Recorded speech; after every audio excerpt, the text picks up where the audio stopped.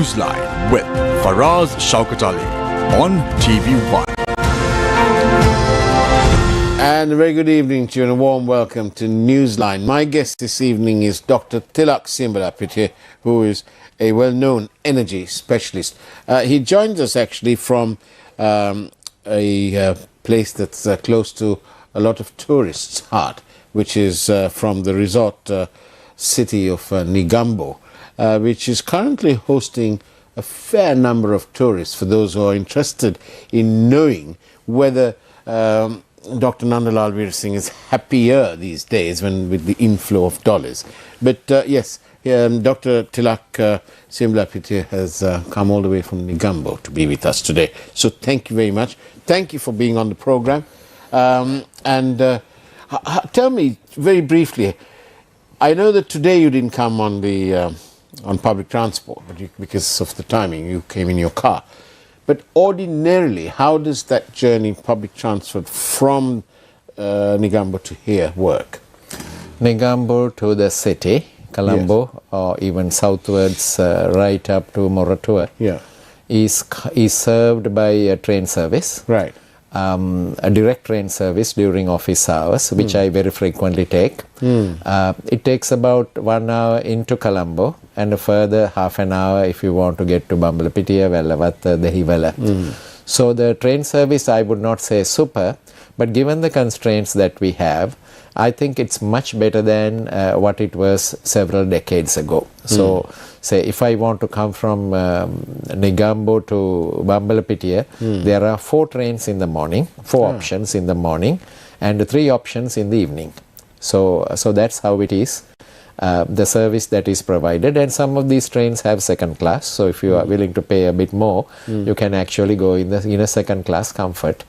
I don't mean to sound elitist, but is there first class as well? No, not on this. Not on this line. Not on these lines, but on most other lines. There are first class trains, and I suggest that you try the first class as well for us. Yes, I'd like to do that. It's very good. I have come on the third class from the same station that you talk about, because I like trains. Try the first class. It's much cheaper than going by car, right, and perhaps cheaper than going on a air conditioned Well, I must recommend the train first class journey. Been to Kandy and also have been to Kankasanture and Jaffna, yes, on the first class service. On one day they forgot to turn the ACs off, but we were frozen, but it worked. Yeah, but then there is an attendant whom you should draw his attention to, I couldn't and find he him. Can read. Yes, same problem Yes. I've had. So now then, thank you. I just thought we'll break that in, because otherwise I'll have to wait weeks to get someone to explain to me how good or bad or ugly the public transport is. So as we've heard, it works. It just needs a bit of tweaking, like most things in Sri Lanka. Tell me about the energy problem. People keep talking about the energy problem. One minister said there'll be power cuts, another one said there'll be water shortages, and the third one said the farmers are going to have a tough time, agriculture. Is this politics, or is it actually true that we don't have enough capacity for what we are using in this country? I think you hit the correct point, and you've given the answer to your own question. We do not have enough power generating capacity in this country to serve the customer demand reliably. Now, the fact operative word is reliably. You can have some capacity and provide some electricity, but if you have to say when the rains come we can give you electricity, that's not a good electric power system. Can you imagine the people at MAS or Brandix or all these big apparel manufacturers, and the small ones as well? The lady in Silver Sands Road in Negombo who has a little production team as well. Do you think they can write it into the contract with their buyers and say that if there are rains and I have electricity, I will supply you on time? Certainly they cannot. They cannot. It's a duty of the government as a matter of policy, and it's a duty of the electricity supplier as a matter of reliability to provide a reliable electricity supply at a regionally competitive price. Just because you've got everything wrong, you cannot raise the electricity prices to 50% more than what the competitors of our industries pay in other countries. I thought you were going to say that because you got everything wrong, you can't just raise the taxes and think that everything will be all right. Yes. So the situation you mentioned about the manufacturing industry, Yes. you mentioned some names as Yes. well. I feel very sad. I feel very sad that Sri Lanka's electricity prices to manufacturing industry is at least 50% more than the regional competitors of these countries, whom I believe are Bangladesh, India, Vietnam, perhaps Thailand and Indonesia. We are not competing with Singapore for manufacturing. Yes. Right? So Singapore's electricity prices are higher than Sri Lanka. Take my word, Sri Lanka's electricity price for manufacturing is only number 3 in the region. Oh, really? Above us is only Hong Kong and Singapore, with whom we are not competing for manufacturing. So we are basically the highest from the countries that matter. Yes, in South Asia we are the highest. Why? Is it because there was no planning? The planning has always been there. From 1980s, Sri Lanka has always had a 20-year plan, a rolling plan which is updated.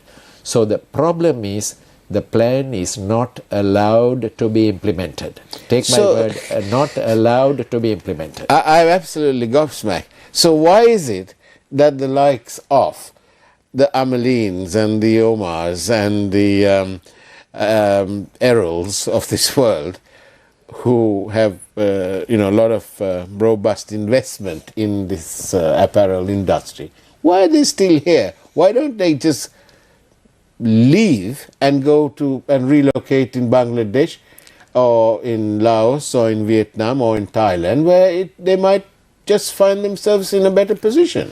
Certainly, I'm also surprised, but maybe their love for the country and Perhaps the they're people, patriotic dudes, aren't they? Yes, and the people and their capabilities, etc. But let me highlight one important point. Yeah. We define what is known as energy intensity of any manufacturing industry. Now, Right. what that means for us Yeah. is what share of your expenses goes for electricity. Right. Or let us say energy in general, which means electricity, oil, gas, biomass, all these different forms of energy cost, and what share of cost of your total cost goes for energy. Apparel industry, it never exceeds 15%, even with our high energy prices. Okay. So therefore, I would not expect an apparel industry to shut down just because of the electricity cost, but definitely they are in a highly competitive market. So even a 5% margin, loss of margin, may be a go or no go decision for them. So I have to balance my point on both of those.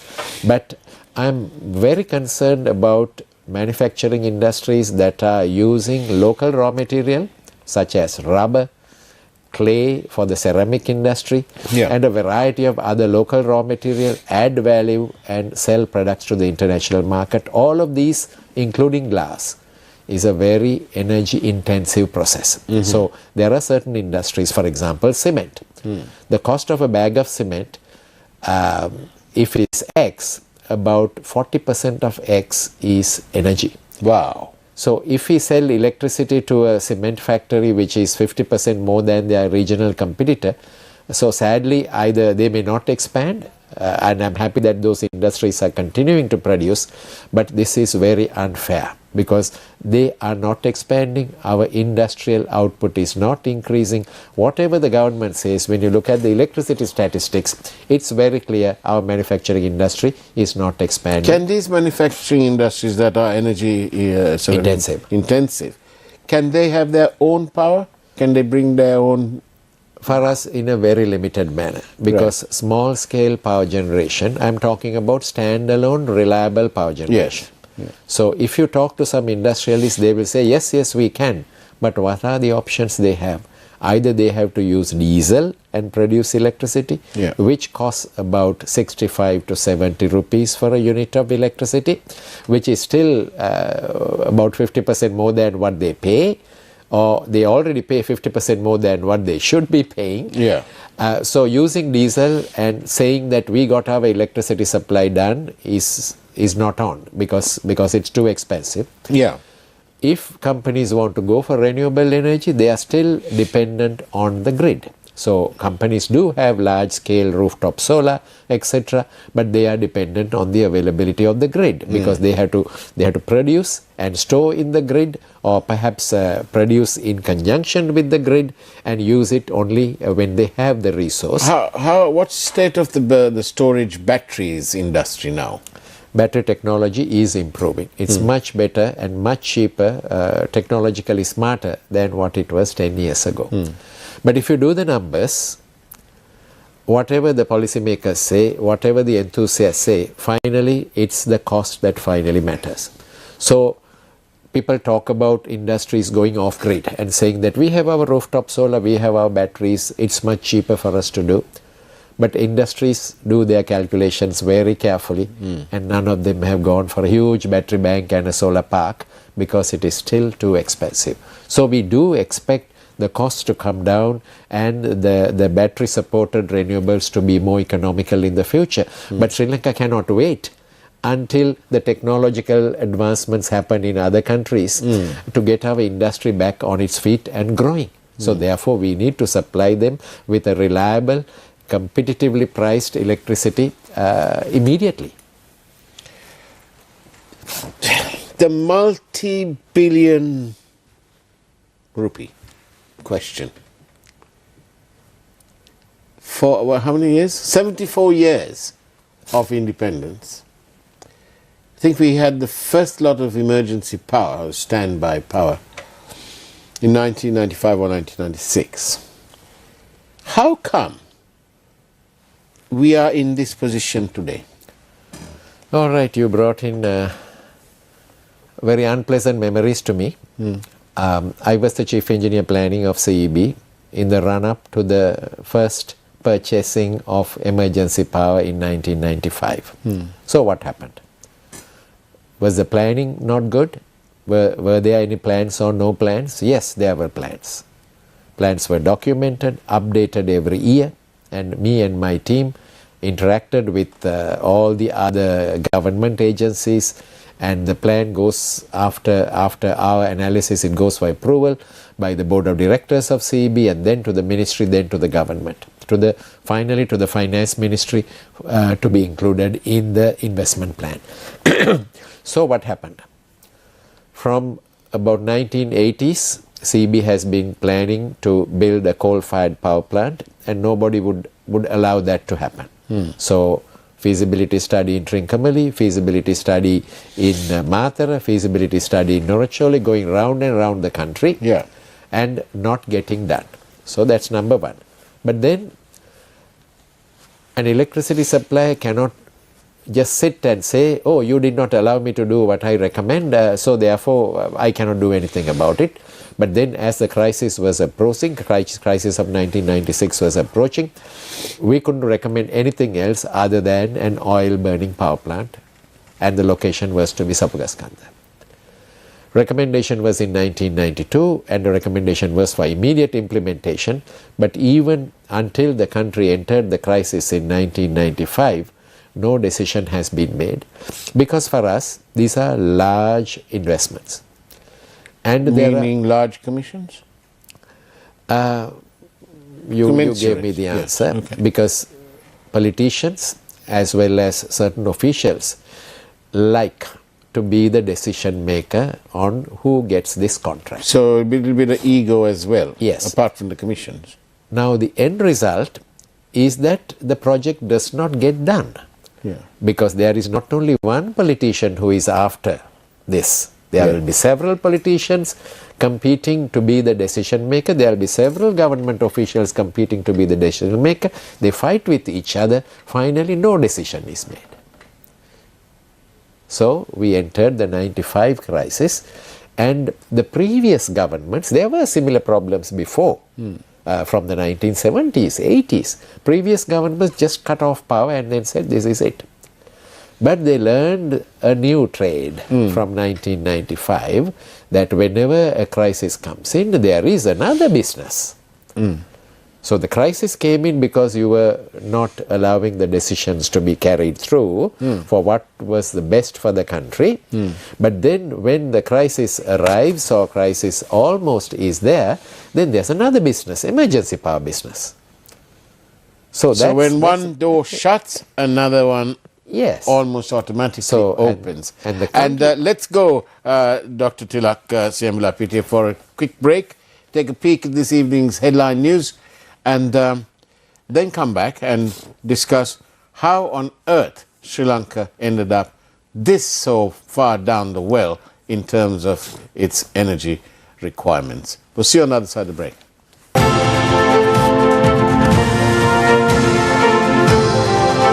News First, Newsline with Faraz Shaukat Ali on TV1. It is essential to consider deregulation and privatization as alternatives, says President. The apparel industry during the war. Nevertheless, today we can't have an economy dominated by the government, both in economic terms and also in terms of regulation. Steps taken to limit specialist doctors from leaving the country. මේ නියෝගය ප්‍රායෝගික යථාර්ථයක් බවට පත් කර ගැනීමේ ලකුණු අපි දකින්නේ නැහැ. Mujibur reveals that attempts are being made to cover up the truth related to the 2019 Easter Sunday terror attacks. Chinese research ship to reach Sri Lanka on 25th October, confirms Navy. State Pharmaceutical Cooperation gets a new chairman. Hi guys! See you at the Thomian Fun Fair on the 18th of August. We'll see you this Friday at the St. Thomas's College ground for the Thomian Fun Fair. Let's have a lot of fun. See you.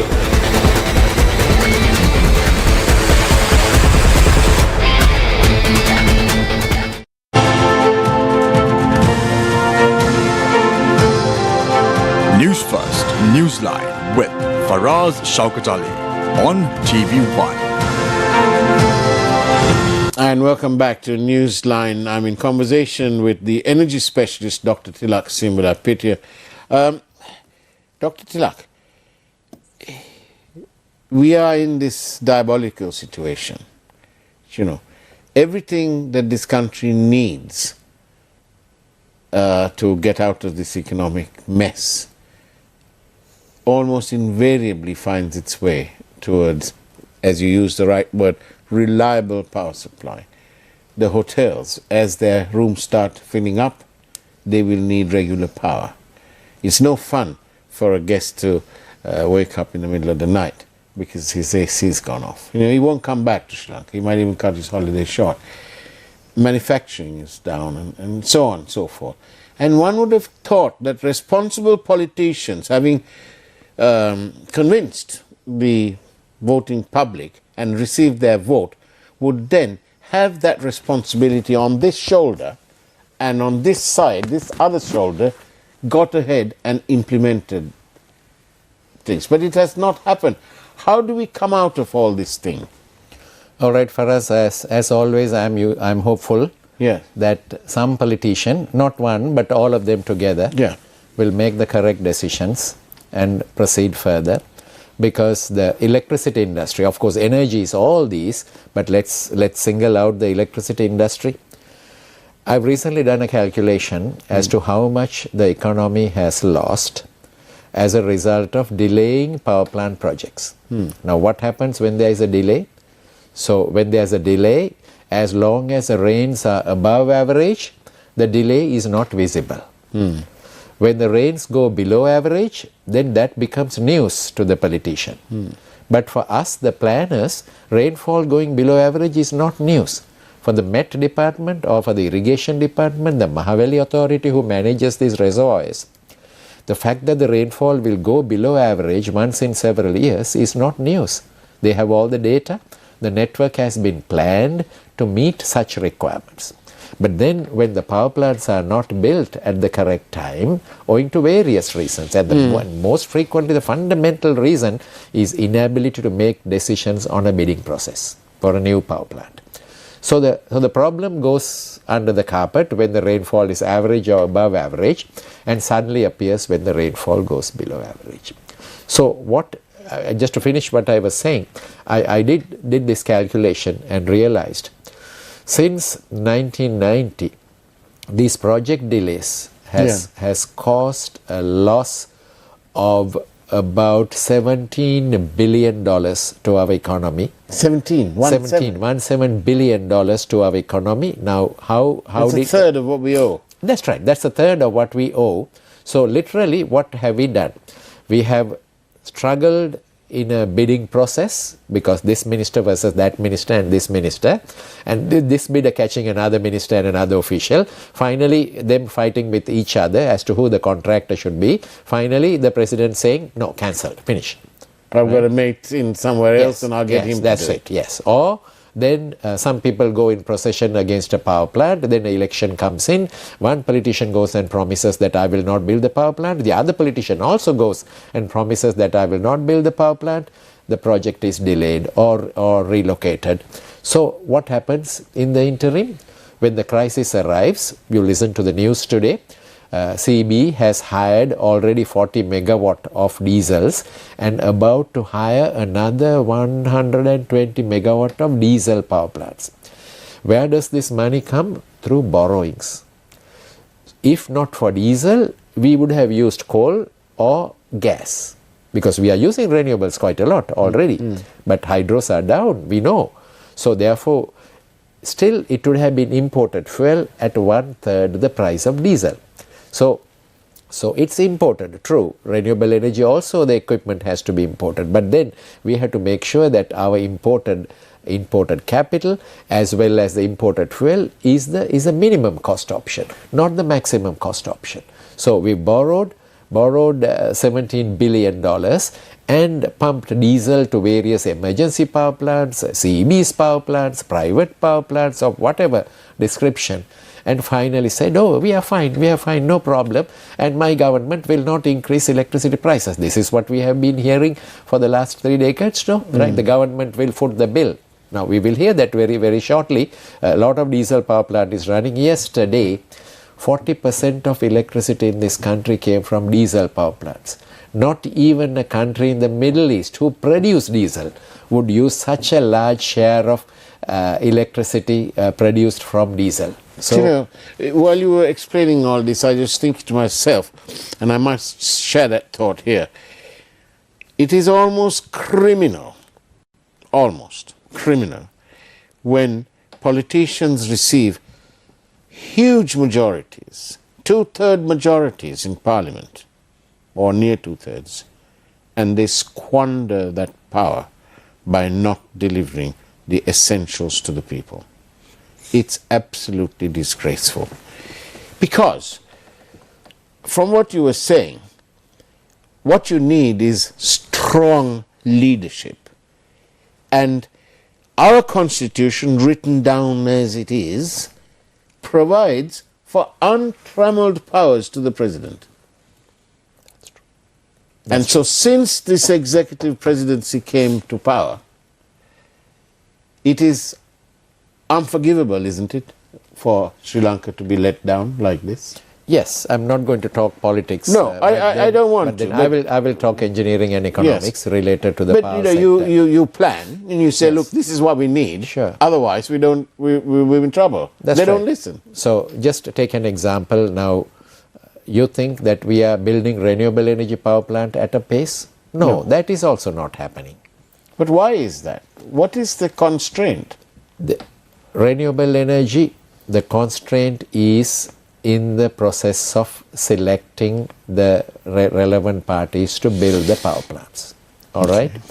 So Sri Lanka had a very vibrant renewable energy industry in the form of mini hydro investments. 1996, private sector was allowed to invest on renewable energy and the mini hydros were the cheapest, so they picked them up. 2006, there was a policy change, a more attractive pricing formula. So right now we have some 210 mini hydros doing very well. Right? They're making a lot of money, but I'm not unhappy about it because they are giving the renewable energy to the grid. Then 2006, pricing formula for wind and solar was also changed, and for biomass as well, again to be a lot more attractive. You know, our renewable energy industry is the best investment that anybody could do. Is there any investment anywhere in this world where the buyer says, I will buy all your product for 20 years at the following price. Even if I do not want, I will buy from you. And even if you do not provide that product to me, which is electricity, I have no penalty on you. I will simply smile and go away. This is CEB. So that is the best agreement that you could have.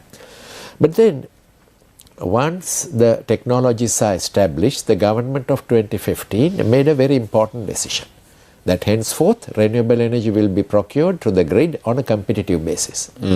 Because don't forget, for us, renewable energy belongs to the Republic. That means to the people of this country. So therefore, the private sector is the temporary custodian to develop this renewable energy, to produce electricity, make their profits, but not to forget that they have to do it on a competitive manner. Their pricing has to be competitive.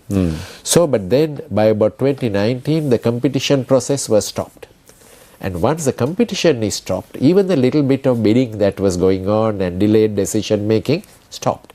So now it's a quarrel to surpass each other, to build power plants, and hardly anyone knows as to how parties are selected to build renewable energy power plants.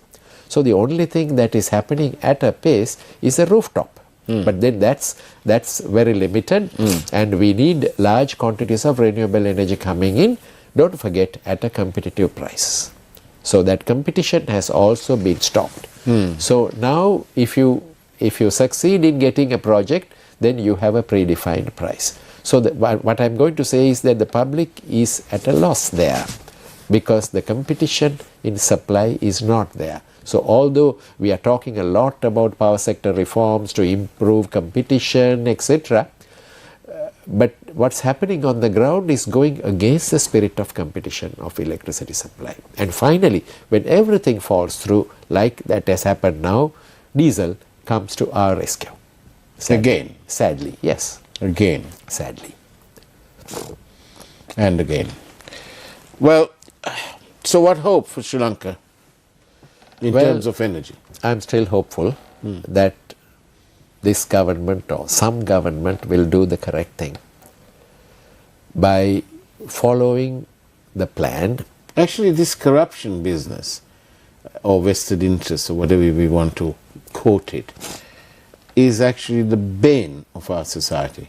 It has held back professionals like you from getting your suggestions and your workings implemented. Sure, I'm Because sure there are many. You can only do so much, and you do it, and you say, well, you know, chaps, listen, this is what we need. So if the government is keen and honest, what they have to do is to open the last approved plan. Yeah. And examine, all right, look at the plan, there has to be the following power plants ready by the following year. So to have a crash program to get those projects done on time. So that list of projects in the currently approved plan, I have reservations about the approved plan, but let's say the approved plan is the plan. So it has a gas terminal, it has several new gas-fired power plants, existing diesel power plants, many of them in Colombo, to be converted to operate on gas, which will bring the production cost to half of what it is today. And there are time schedules given there. Then there is a bunch of renewable energy projects. Yeah. So what the government has to do is to have an accelerated program, not allow anybody to interfere with those projects. The moment there is some social or some complaint, maybe relocated people, there will be court cases against these projects, and not to run away from court cases, but face the court cases. There could be environmental issues and attend to them and resolve the problems. Dr. Tilak Siyambalapitiya, thank you very much for being on Newsline. Thank you. And that's the way it was, depressing as it was this evening. But what to do, as they say over here in Sri Lanka. Take care, have a great evening, as much as you can. And God bless you all. It's now time for Prime Time News.